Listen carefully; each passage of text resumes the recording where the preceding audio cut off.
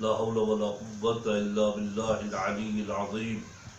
أعوذ بالله من الشيطان اللعين الرجيم.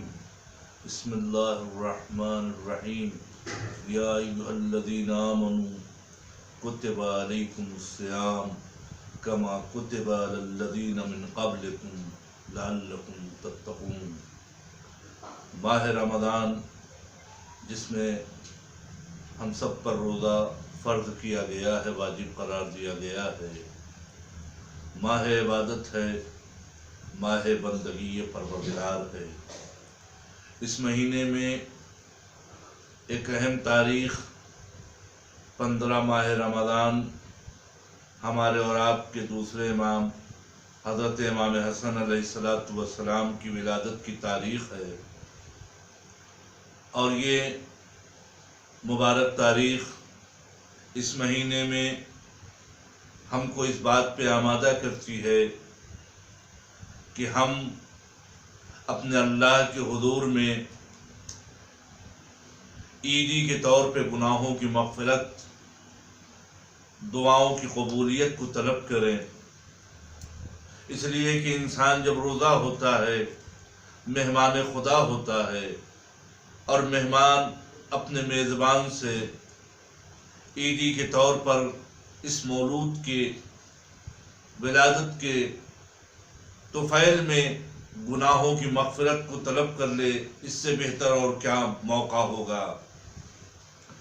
امام حسن علیہ السلام کے حالات زندگی پر اگر ہم نظر ڈالتے ہیں تو تقوی، پرہیزگاری، علم، بہت سے ایسے مراحل ہیں کہ جو اپنے اپنے خود ایک صفات ہیں اور ہمارے لیے بہترین آئیڈیل ہیں، بہترین نمونہ ہیں.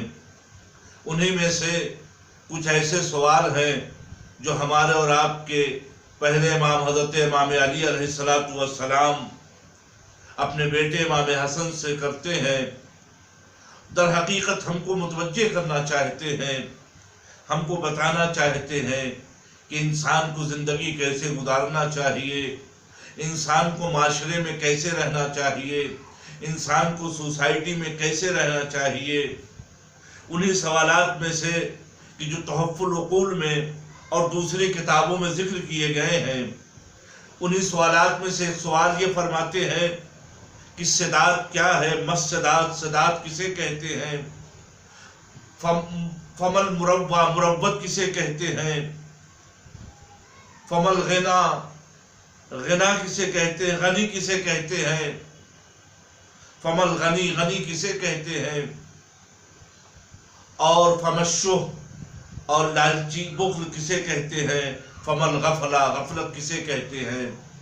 یہ ہمارے اور آپ کے پہلے امام حسن سے اس طریقے سے سوال کر کے ہم سب کے ضمیر کو بیدار کرنا چاہتے ہیں.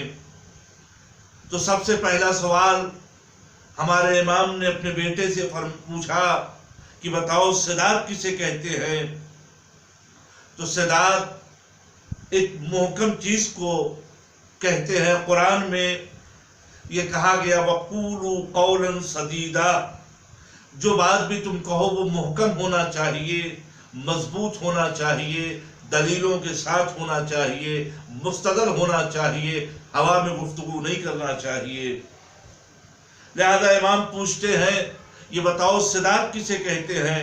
لہذا امام نے، ہمارے اور آپ کے دوسرے امام نے یہ بتایا کہ صداق کسے کہتے ہیں. فرماتے ہیں بابا جان دفع المنکر بالمعروف.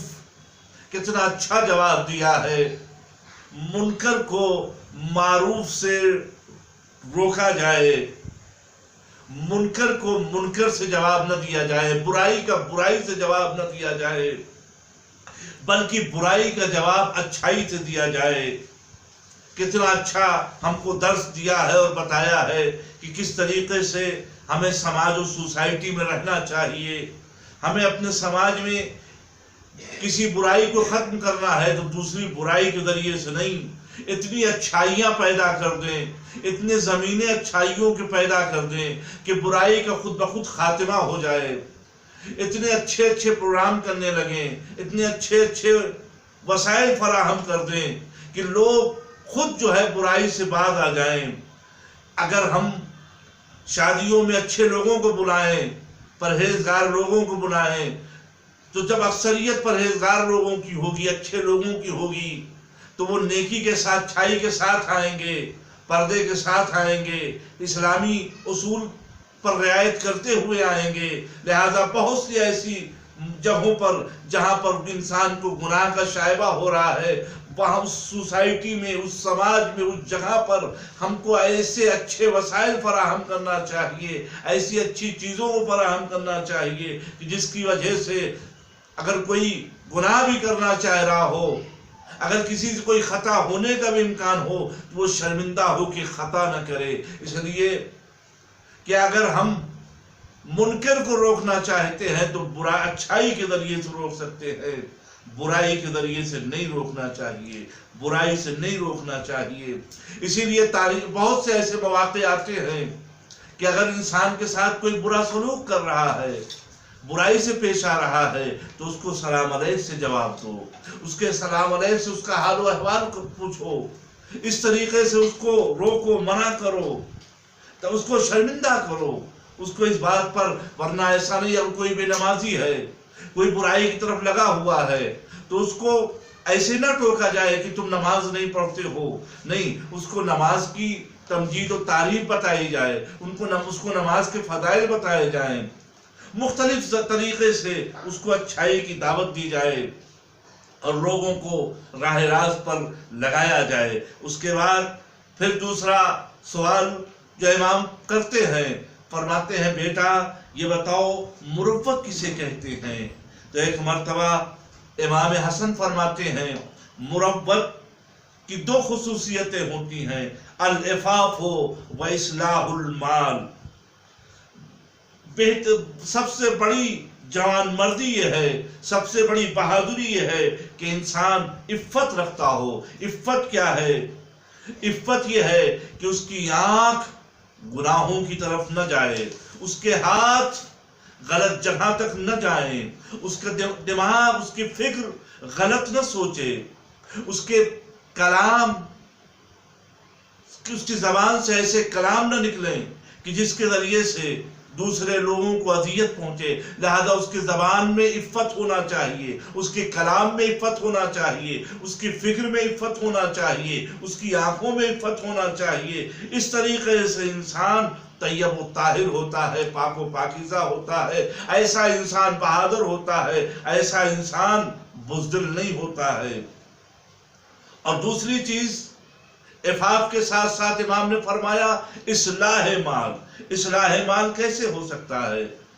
اصلاح مال، ہم عبادت کرتے ہیں مگر ہمارے مال میں کچھ ایسے حق بیان کیے گئے ہیں، اگر ہم نے ان حقوق کو ادا نہیں کیا تو اس کا مطلب یہ ہے ہم نے اپنے مال میں اصلاح نہیں کیا ہے۔ اصلاح مال کیا ہے؟ اصلاح مال، اپنے مال میں ہمارے اوپر خمس واجب ہے، ہمارے اوپر کچھ حقوق ہیں، ہم کو ان حقوق کو ادا کرتے ہوئے اپنے مال کی اصلاح کرنی چاہیے۔ اور اس کے بعد پھر امام پوچھتے ہیں یہ بتاؤ بخل کیا ہے؟ بخل کسے کہتے ہیں؟ تو ایک مرتبہ امام فرماتے ہیں ام ترى ما فی یدیک شرفا وما انفقته تلفا۔ جو کچھ تم اپنے ہاتھ میں دیکھ رہے ہو اسے تم شرف سمجھتے ہو، اور جو کچھ خرچ کر دیا ہے اسے تلف سمجھتے ہو، یہ بخل ہے۔ یعنی جو تم نے راہ خدا میں خرچ کر دیا اس کو سمجھتے ہو تلف ہو گیا ہے، وہ تلف نہیں ہوا ہے، وہ باقی ہے، در حقیقت وہ باقی ہے۔ اور تم سمجھتے ہو جو کچھ تمہارے ہاتھ میں ہے، تمہارے بینک میں ہے، تمہارے گھر میں ہے، وہ تمہارے لیے شرف ہے، وہ تمہارے لیے بقا ہے، وہ بقا نہیں ہے، وہ تو خرچ ہو جانے والا ہے۔ بقا اور باقی وہ ہے جو تم نے راہ خدا میں خرچ کیا ہے۔ لہذا راہ خدا میں خرچ کرنے میں تمہیں کوتاہی نہیں کرنا چاہیے، اسے تلف نہ سمجھو، لہذا اسے بخل سے بتایا گیا ہے کہ جو انسان راہ خدا میں خرچ کرنے کے بعد اس کو تلف سمجھتا ہو وہ سمجھ لو بخیل ہے۔ اور اس کے بعد پھر فرماتے ہیں فمل غنی، غنی کسے کہتے ہیں؟ ثروت کیا ہے؟ ثروت کسے کہتے ہیں؟ تو ایک مرتبہ امام فرماتے ہیں رضا النفس से बिमा कुस्म लहू व इन कल्ल अन्नमल गनी अनिन नफ्स। आदमी इंसान राजी हो उस चीज पर जो खुदा ने उसके लिए मुकद्दर फरमाया है, जो खुदा ने उसके लिए मुअय्यन किया है, उसी पर वो इंसान राजी हो, वही उसके लिए सरवत है, वही उसके लिए माल है, वही उसके लिए दौलत है, वही उसके लिए सरमाया है। ये ना सोचे मेरे पास तो इतना होना चाहिए था, नहीं, जितना परवरदिगार ने तुम्हारी तकदीर में लिख दिया है, तुम्हारे मुकद्दर में लिख दिया है, उतना तुम्हें मिल के रहेगा। कोई रोक नहीं सकता है, कोई तुम्हें उससे मना नहीं कर सकता है। और उसके बाद फिर पूछते हैं, बताओ ऐ मेरे बेटे, फमल गफला, गफलत किसे कहते हैं? तो इमाम ने गफलत का जवाब दिया कि गफलत की दो खुसूसियतें होती हैं। तरकल मस्जिद, जो लोग मस्जिद से अपने राबते को कम कर देते हैं उसे गाफिल कहा जाता है। वह ताअतकल मुफसिद, और वो लोग कि जो अच्छे लोगों के साथ नहीं रहते हैं बल्कि उन लोगों की बातों को सुनते हैं जो फसादी होते हैं, उन्हें गाफिल कहा जाता है। जो गाफिल ऐसे लोगों के साथ रहें, ऐसे लोगों के साथ रहने वालों को गाफिल कहा जाता है। लिहाजा इमाम हसन ने हमको दर्स दिया है कि देखो गफलत से बचो, देखो सरवत जो तुम्हें मिलना है वो मिल के रहेगी, देखो जवानी और मर्दानगी किस चीज में है। लिहाजा हमें अपने इमाम की इत्तबा करते हुए इन चीजों के लिए हमें तमन्ना करना चाहिए और उन्हीं की सीरत पे अमल करना चाहिए। व आखिरु दावाना अनिल हम्दुलिल्लाहि रब्बिल आलमीन।